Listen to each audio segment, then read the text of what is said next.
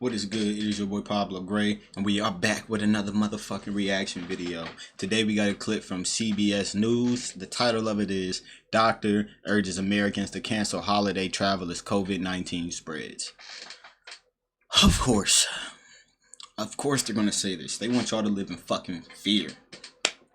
And this is the best way to do it, especially around the holidays where you really want to see your family and now you got to be scared. You don't know what to do now. You're upset. You're just really feeling bad. They just want you to feel really bad because it's easy to manipulate somebody when they're not feeling good. When you feel bad, you can really, man, you get somebody angry, you can get them to do some crazy shit. Same thing. So here we are. Holidays.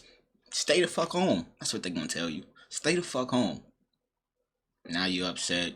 You don't get to be around family like you normally do. Christmas just won't be the same this year. Now you just feel bad. Don't let that happen to you. But let's see what the fuck they got to say. You like what I'm doing here, man? Like, comment, subscribe, and share. I really do appreciate it. Thank you for helping me beat the algorithm. I'm trying to get to 500 subs, man. 500. Let's do it. Share. Share to your people that need to see this. They need to see me break this shit down in a way that is easy to understand. Because I do that shit. But yeah, to the video. The news is disturbing, and it's from the front lines of the pandemic. The United States has recorded its single worst daily death toll since the pandemic began. More than 3,100 Americans lost their lives as a result of COVID-19 yesterday alone, and the current death tolls are now above the numbers seen during... Damn, that's crazy, man. Remember earlier in the year when I was talking about Johns Hopkins University and the ties it got to Bloomberg and then the news and China, and it's just crazy. These the niggas that's putting out the information about COVID deaths here. Ain't that some shit? I talked about this already. I be on this. I'm a truth journalist. Go look at my old videos. Johns Hopkins is on some shit, yo. And now they're the ones telling you, oh, we just had the worst death day ever in the United States due to COVID. You can't trust these fucking frauds, bruh. Y'all really think these universities got our best interests at heart? They charging kids thousands of dollars for an education to get a job that they know the job won't even give them enough to pay the fucking school off that they borrow so much money for. They know this shit. This is a fucking scam. If people really wanted you to learn and better society with your higher education, they wouldn't charge you an arm and a fucking leg for it. These colleges are not your fucking friend. They're not. These are the same people that come together and decide what the fuck is fact and what is not. Not based off science. Stop thinking that shit. I've been in college. I've been there. It's what they fucking agree on. It's not what science says. Shit has to be peer reviewed. You can have the greatest science experiment in the world that's fact. It'll never get to the public if the peer reviewed, the peers who are reviewing it don't fucking approve of it. The world will never hear about it. Y'all know that's true. Anybody watching this who's in college, you know what the fuck I'm talking about.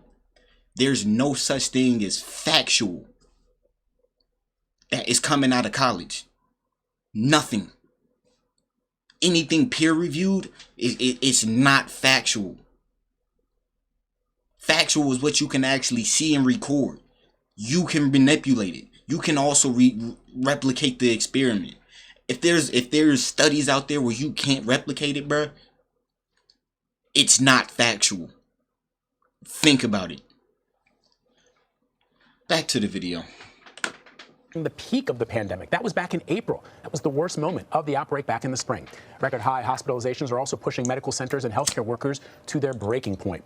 Health officials anticipate these numbers will only get worse as the country begins to feel the delayed effects of that Thanksgiving travel. David Begnaud reports on new safety measures being implemented by local officials. You know, there was a text message alert that went out to people in Los Angeles. It scared a lot of people and confused them because to some it sounded like martial law. Stay in your home and don't come out. Look, the mayor of Los Angeles says this order is going to have some teeth to it. We are going to vigorously... Sounded like martial law, bro, because it fucking is, bro. They keep easing this shit on, bro, until the shit's normal. Put a mask on. Stay 6 feet apart. Only come out at a certain time.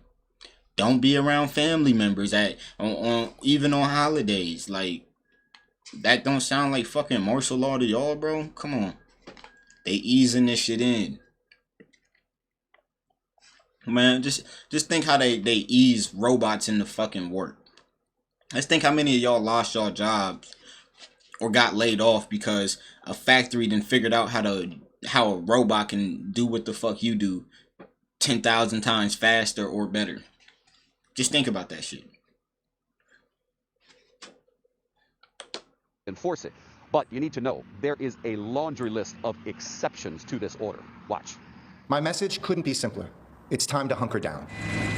With more Los Angeles residents infected with coronavirus than ever before, Mayor Eric Garcetti issued what's called a targeted safer at home order for everyone in the city, directing them to remain in their homes. It's time to cancel everything. And if it isn't essential, don't do it.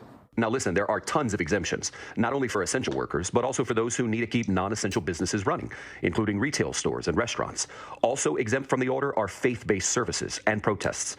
Now, the number of Californians hospitalized with COVID-19 hit a record high for the 4th straight day on Wednesday. This is as hospitals around... Ain't that some shit? Ain't that some shit? I don't get it. The country are bracing for a surge upon a surge, as it's called, because of holiday gatherings recently. December and January and February are going to be rough times. I actually believe they're going to be the most difficult time in the public health history of this nation. And those concerns have some people pressuring the FDA to move faster on approving a vaccine. But Commissioner Stephen...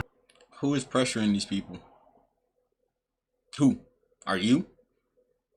Are y'all pressing the people to push a vaccine?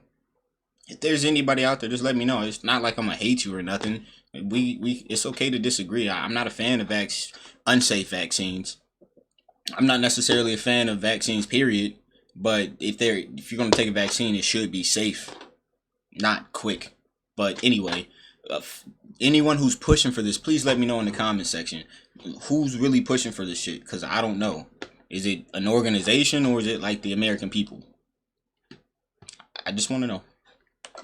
Hahn told CBS News his agency will not cut any corners. What we're going to do is actually crunch the numbers ourselves, look at safety, look at efficacy, and we're going to do that line by line. After approval, Operation Warp Speed hopes to have the Pfizer vaccine out the door by December 15th, with doses allocated to states by population. For example, some 300,000 to California, 170,000 to New York, 19,000 to Minnesota, and 12,000 to Maine. Among the first people to get the vaccine are frontline health workers, like Dr. Kurt Poppenfuss. He is... Y'all notice something? Are those Democratic